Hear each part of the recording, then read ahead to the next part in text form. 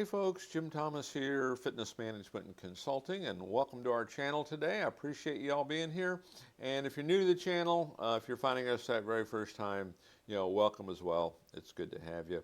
And our topic for today, it's common causes for gym business failure. Common causes for gym business failure. I want to give you 4 things to think about today. Now, before we get into our topic today, just a quick reminder, my focus, my mission here in the channel is I want to be able to provide as much information as I can to as many people as I can, across the globe. And the best way I can do that is when you choose to subscribe to the channel. So if you've not yet done so, please take a moment, hit that subscribe button. I appreciate it. You can learn more about me and my company by checking out the links below. And then for you folks who are looking to open a new gym and you need funding, if you're looking to acquire a gym, you need funding. If you have an existing operation, you might need working capital. We can help provide funding options for between $50,000 and $500,000 in funding that is unsecured. There's no restrictions on use. And the basic qualification for that program, it's a 680 credit score or better in all 3 credit bureaus, Equifax, Experian, TransUnion, and then a minimum income of $50,000 per year, each of the 2 previous years. Check out the links below under financing and funding for more information on that program, as well as other options that we have for you. And so with that said, let's get into our topic here today, and it's common causes of gym business failure. And I want to give you 4 things that I see that happen. And so if you're looking to open something new, let's be mindful of this. If you're into something that's not quite working for you, let's take a look at this. And so number 1, it's poor cash flow management. Okay, at the end of the day, you can't spend what you don't have, or at least you shouldn't. Okay, and we have to make sure we have money in the bank at the end of every day. And I know from a pure turnaround standpoint, when I get involved in a turnaround situation, this is the first thing. We have to get control of the money right now. We can't there's no deficit spending going on here. We have to make sure we get control of it. And a lot of times in that situation, we're only going to pay, what keeps us in business. Okay, doesn't mean we're going to ignore everybody else. We're going to communicate with them, let them know what the plan is, let them know our intent, but we're only going to pay what keeps us in business. So we've got to make sure that we get in control of the money. But make sure that you've done a budget. Do you have a prepared budget, what you can spend in each category and what you have to be able to produce? Okay, this one's crucial because if we can't control that money, it's going to be a challenge for us. Number 2, bad planning and lack of a strategy. Here's what I mean. A lot of new clubs, they have a tendency to kind of wing it. There's a tendency to want every shiny object. There's a tendency to think, oh yeah, you've heard it before, if we build it, they will come. Okay, and we really need to plan this out, okay, step by step.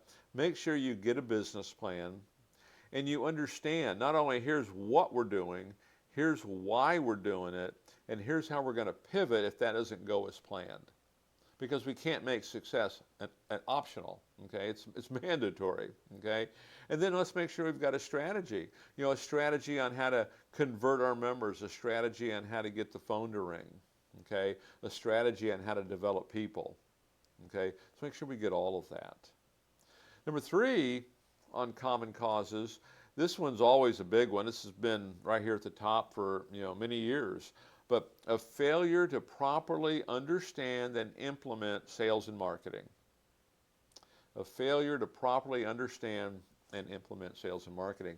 And so on the marketing side, one of the biggest problems for any small business, and certainly independent gym owner, it's no one knows who you are, and those that do, they don't have you at top of mind.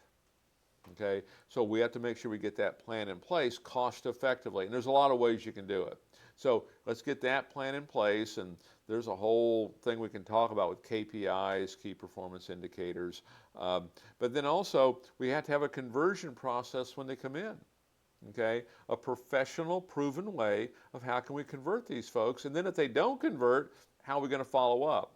Make sure we have those strategies. And one of the things I would suggest, there's a lot of videos, there's few thousand videos here on the channel you can listen to help with that. But also be sure to subscribe to our newsletter where you can get, again, additional daily information on how to improve that business. So, understanding sales and marketing is crucial here. Because a lot of folks that get into the fitness business, they get into it, it's a passion project. It's, they're an enthusiast, or maybe they've been in some other role, but, sales and marketing, this is really the oxygen, to what you're trying to do. And then number 4 on my list, I've defined this as weak leadership. And we can, people that we manage, and managing is about the process and all that, but that leadership, the way I like to look at this is we want to develop people, okay? And we want to develop staff, and we want to create a culture, and we want to create an environment where people want to come to work for us, because we're just not competing with other gyms for good personnel. We're competing with a lot of other businesses.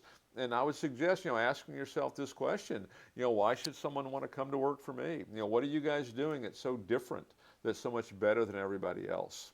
Okay, as far as how we're training, how we're developing, what the working conditions are. But really take a look at that. So common causes for gym business failure. Here's 4 things you can consider. So again, folks, my name's Jim Thomas. My company's Fitness Management and Consulting. Appreciate you being here at the channel today. And if you've not yet done so, again, please take a moment, hit that subscribe button. I appreciate it. And then again, for you folks who are looking to open a new gym, you need funding. You're looking to acquire a gym, you need funding. You're looking to get some working capital. You have an existing operation, you need funding. We can help with funding options for between $50,000 and $500,000 in funding. It's unsecured. There's no restrictions on use. And the basic qualification for that program, it's a 680 credit score or better in all 3 credit bureaus, Equifax, Experian, TransUnion, and then a minimum income of $50,000 per year, each of the 2 previous years. Again, you can learn more about that program under financing and funding in the links below. And with that said, hey, my name's Jim Thomas. We'll look forward to seeing you all in that next video.